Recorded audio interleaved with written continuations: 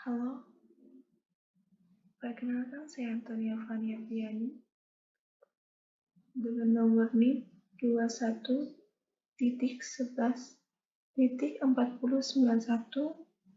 dari kelas 21 Informatika 04. Di sini saya mempastikan tugas organisasi dan struktur komputer dengan judul Evolusi komputer dari generasi pertama sampai generasi saat ini.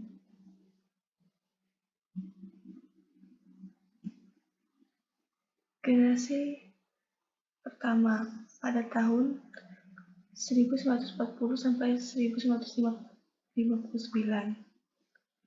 memiliki ciri-ciri sebagai berikut. Memiliki perangkat keras yang berukuran besar. Pemrograman hanya bisa dibuat memakai bahasa mesin. Membutuhkan daya listrik yang besar. Kapasitas penyimpanan kecil. Menggunakan tabung vakum. Salah satu contoh komputer generasi pertama atau disebut juga komputer pertama di dunia, Electronic Mechanist Intercooler and Computer (EIACK) dirancang pada tahun 1942, dibuat oleh Dr. Johann Redmond-Cherry dan John Foster Extes pada tahun 1946. Selanjutnya, komputer generasi kedua pada tahun 1959 sampai 1964.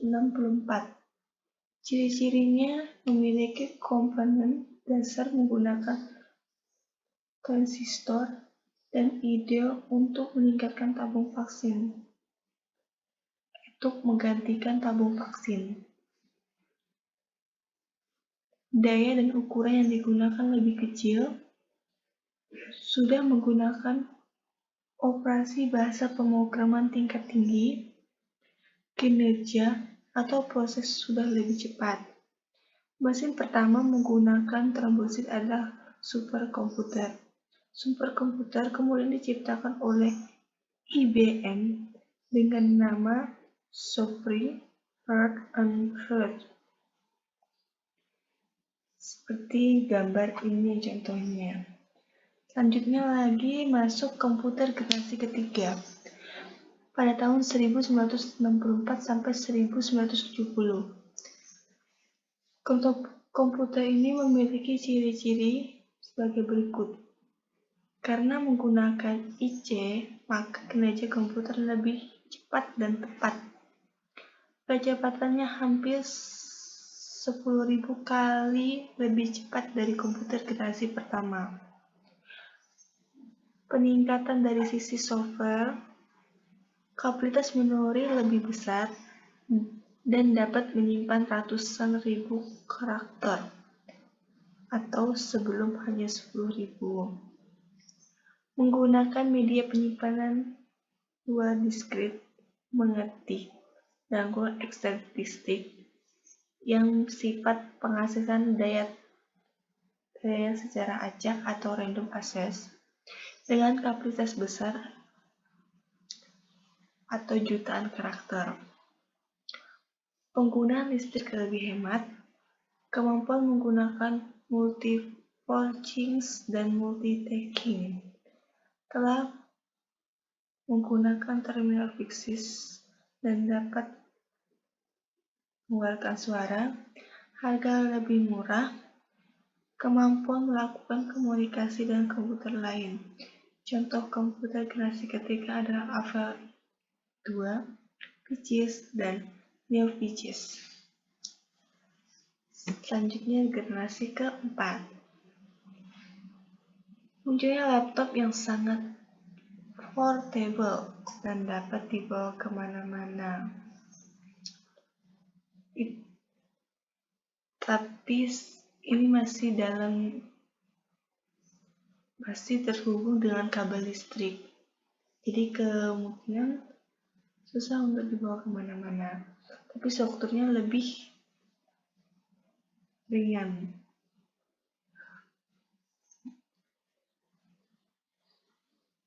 Mereka dapat menghubungkan untuk membentuk jaringan yang pada akhirnya melalui perkembangan internet.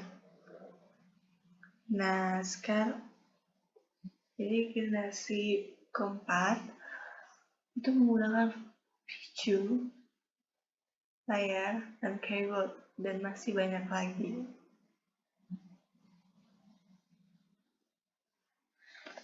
Sekarang komputer generasi kelima, masa kini sampai masa depan.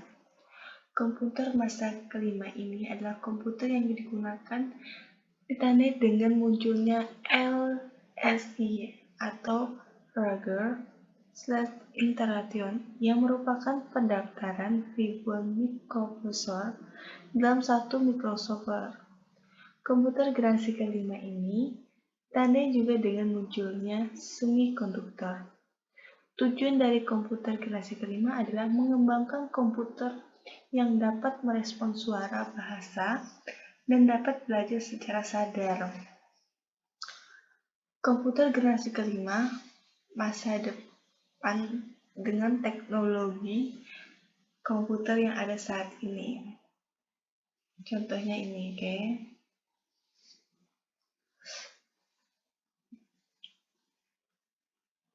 Agak sulit untuk dapat mengembangkan bagaimana komputer masa depan dengan teknologi yang ada saat ini, kita akan sudah dapat mengembangkan daya dunia. Dari sisi teknologi, perbedaan ilmuwan komputer meyakini sesuatu saat tercipta apa yang disebut dengan konsep yang dibuat dengan bahasa Protean Systems. Robot itu semakin berkembang masa ke masa. Robot yang dibuat dengan bahasa ini kelak akan menjadi manusia tiruan. Jadi semakin berkembang dunia, maka semakin maju juga teknologi. Sekian presentasi dari saya. Kurang lebihnya saya minta maaf. Terima kasih.